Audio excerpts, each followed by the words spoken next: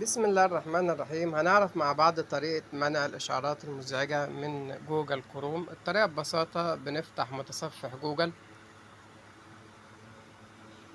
وبنضغط على صورة الملف الشخصي بتاعنا، يكون في الأعلى في المكان ده، وبننزل للأسفل. عندنا هنا خيار الإشعارات، بنضغط عليها.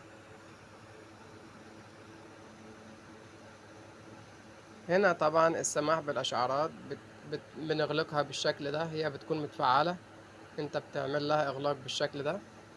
دي الطريقة معانا ببساطة. وفي طريقة معانا تانية اللي هي بنضغط ضغطة مطولة على التطبيق من بره.